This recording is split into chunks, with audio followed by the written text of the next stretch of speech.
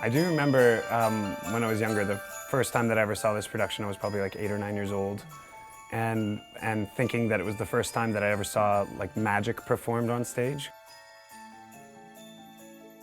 Young Ebenezer is, he's Scrooge just as he's sort of entering the world of business, and he works for Fezziwig, who runs a beer and wine and spirits store, and he's an accountant for him. And he hasn't quite lost all of his zest for life yet. So I get to explore sort of the height of Scrooge's starry-eyed youth, and then also the beginning of his decline into his sort of curmudgeonly behavior.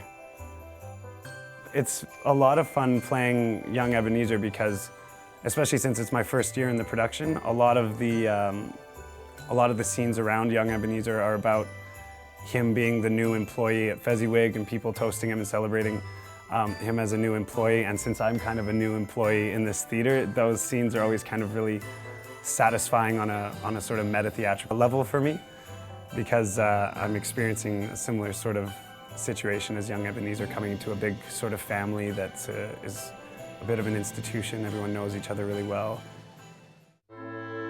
Christmas Future is a big, strong, silent type. He's essentially showing Scrooge the shadows of what will become of him and the community around him if he continues to be such a miser.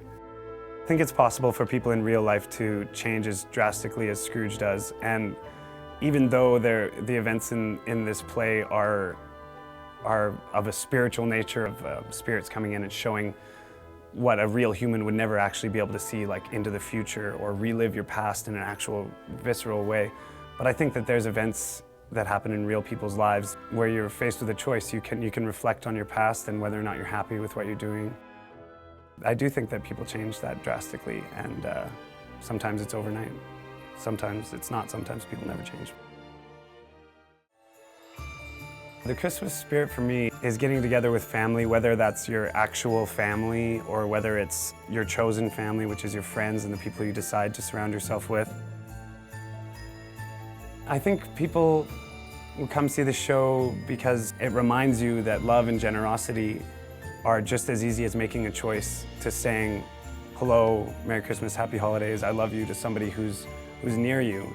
I feel on Christmas, it's hard not to be generous and to be happy and to be excited about sharing time with the people that you love. And that's what the spirit of Christmas is for me.